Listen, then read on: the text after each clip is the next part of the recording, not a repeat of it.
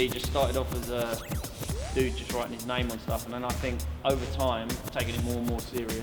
Maybe it's like a brand, I don't know. You know, I definitely think there is a difference between Paul and Aroe. You know, I think they're definitely two different people, and most people will only get to meet the latter. You know, they'll never really know who I am. My initial exposure to graffiti, I think, was quite unique, but I didn't really realise I'd been exposed to graffiti, and it was in the very early 80s, going to London to visit my nan's sister. And I know this sounds like a ridiculous, sort of tenuous story, but what I found interesting was she lived in Peckham and that sort of area. There was loads of this graffiti which said Case in roller paint, and I was always fascinated by how someone had stood there and painted these giant things. And later I found out that it was to do with a punk group and all this other different stuff, but it always sort of resonated with me that was kind of cool, you know, that someone had written their name in roller paint. And also around the flats where my nan's sister lived, they had all this really unusual pen graffiti that said Sting and Wonder Mike, and it would be bigging up these two people. And I mean, to this day I still have no idea who these people were, but you were aware that they were people. And it wasn't graffiti in the terms of like the graffiti we then later saw in 83 and 84, you know, in the Buffalo Girls video, and then with the release of Star Wars and Subway Art. It wasn't like that. It was more sort of just it was almost like tagging, I suppose, but we didn't really understand it. What happened was I'd done graffiti actively from about 83, and then it was very difficult because the paint where we lived was just straight car paint, you know, so, you know, you couldn't really highlight with white over anything because the paint was so watery. We didn't really have access to proper paint until much, much later.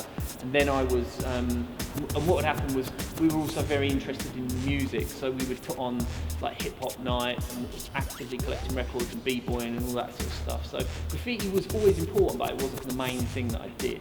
And then in 1989 I was caught and I was given a 6-month prison sentence, suspended for 2 years, and massive fines, compensation. So that slowed me down slightly, and then I switched more to just being a tagger, you know, just bombing. I'd never been to Brighton in my whole life, even though I only lived like 100 and something miles away. I'd never ever been here. I've been to London hundreds of times, but never been to Brighton. And one of my friends said, I'm going to go to Brighton, do you want to come? So I was like, yeah, all right. So we came for a night out in early 93, and I just went back and said to the girl I was then with, I just said to her, we're moving. I can't live here no more, it's shit, I want to live there. It was this whole weird thing of going onto Brighton seafront and there just being thousands of young people, and we'd gone out to this thing and they just played rap and everything was cool, you know, it was like no special thing, it was just great. Most of my graffiti is illegal. If I was just one of them guys that came out of art school and only did graffiti jobs, I would be parasitic and I would be taken from the culture. But I feel I have given more than is due from me to the culture, so therefore I feel I can take what the fuck I want. In my mind, why, when graffiti is something that you're supposed to do wherever you want and it gives you the freedom to write on anything, would you then do a neutered, lame, sterile version of it where the council goes, oh yeah, that's okay, you're allowed to go and paint in that place, that's allowed.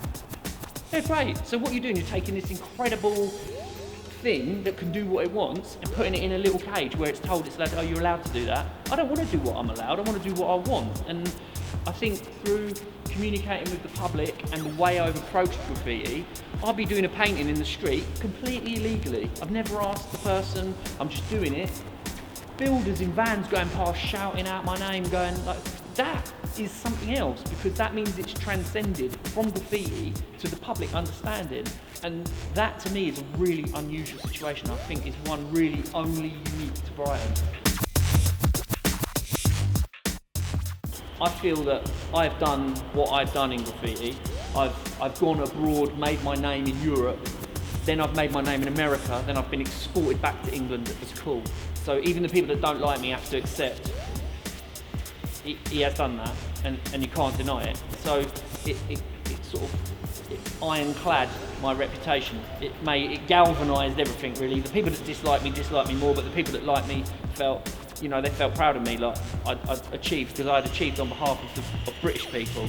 You know, I want other English writers, if they see some mad thing, I want them to go, yeah, Aroe, he's our homeboy, you know, he's done that for England. You know, I want to go to the Americans, I don't want to join in, I want to ruin it for them. I want to go there and break it, so every American has to go, I hate him. Why has he done, you know, how can that old man come here and do that? I think the most interesting thing about graffiti is, say for example, graffiti versus rap in terms of Instagram. There's rappers that are famous, that have got record deals, and that are known by everybody. Their Instagrams, they've got no followers.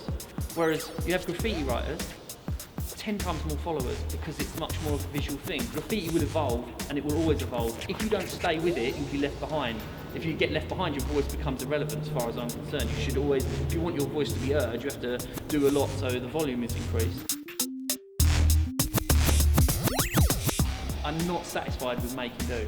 I want to crush. I'm not out to make enemies.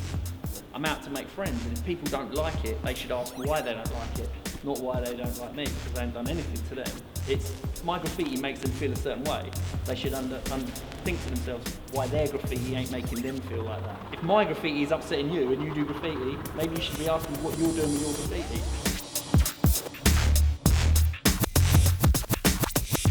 I've wanted Aroe in the gallery for a long time. He's a true graffiti artist. He hasn't changed so much that he's keeping to the original quality of graffiti, and I think that is a remarkable thing when lots of artists will keep trying to evolve with the scene. He's evolving just as him, and that's a great thing.